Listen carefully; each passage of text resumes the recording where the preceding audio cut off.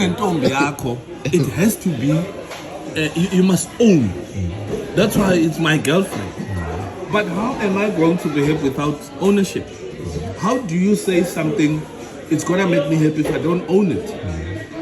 Have you noticed that every time of the month, when it hits the 20th, there's a panic mode that comes when it's owned, because you don't own the place where you stay. You have to pay rent. Who is gonna get happy when you pay rent? The owner gets happy.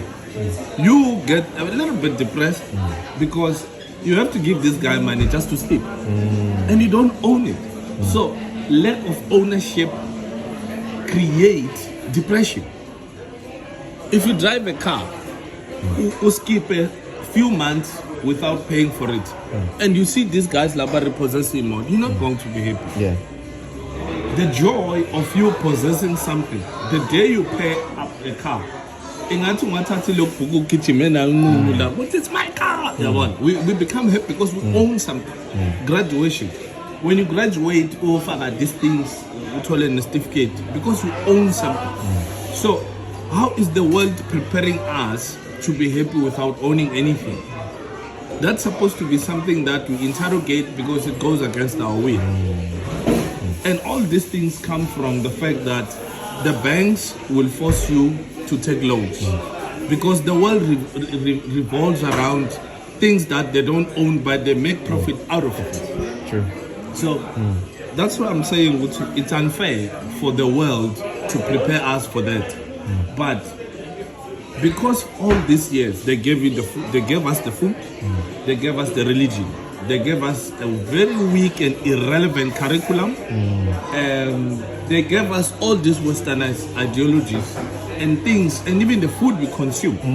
Food, look, you are what you eat. So because we eat junk, we're gonna think junk, we're gonna accept junk, we're gonna be anything that is surrounding us, it will have everything to do with the junk, so to say. So, for example, look at the South Africa. We know what's the problem. We know what is the problem today. Look at your NEC. It's sitting this weekend. They know the problem. They have an elephant in the room. Oh no, it's fine. In other countries, they will protest, resign. So these are the things that are forming us to find ourselves in a position where we have to conform.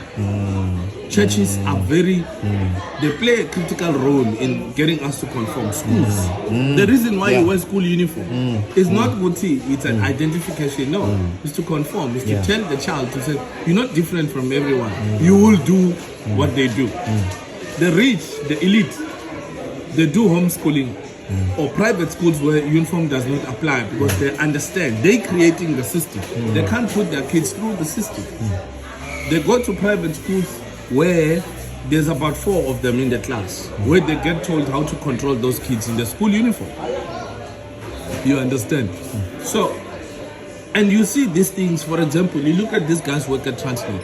One who's a GTI. VW would be benefiting from 100 guys from there. Everyone will buy it because of the uniform. They want to conform. They want to be relevant. Everyone wants to be part of that. But do they own those things? They don't own those things. It's still owned by who is happy when Inyanga pay VW or the bank.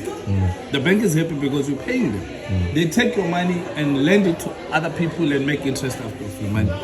Because you've agreed, you signed a consent that I want to be happy without owning anything. Now, 2 things. As people, we need to decide whether we want to be consumers or citizens. The moment people start to have that conversation, in fact, you need to have a topic in the group. What is the difference between consumers and citizens? South Africa has turned out to be consumers. They give you 350, shut up. The president does the worst things. You shut up. Because you have become a consumer. You're not a citizen that will stand up and say, but this is wrong. You can't. The media, consumers. Everything is got to do with consumers. Everything, we are just consumers. So we're not able to take charge all these things I've mentioned, the church, the schools, the TV, the food we eat, yonke, it forms a part in making sure we don't go against the system. We become part of the system. You get elected into power with that energy, what you know what? I will tell the people, we will change things. These are the guidelines, this is how you're going to do it. Failing that, you go. The Prime Minister of England, how long did she say? Yeah. In 1 minute she said, I'm a fighter, I'm not a quitter. Then the next thing, I'm resigning. Why? Yeah. She refused to follow a rule book. She wanted to touch on a sensitive subject of the banking. Hence Mkwebane today. Because she wanted to investigate the banking sector, then Mkwebane must go.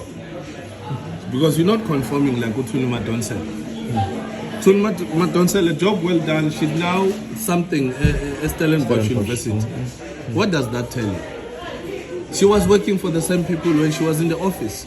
So if you have more and more black people who are front of the system, so there's no way out. I see him down. True. I see him down because you have Cyril, perfect example. I mean, and then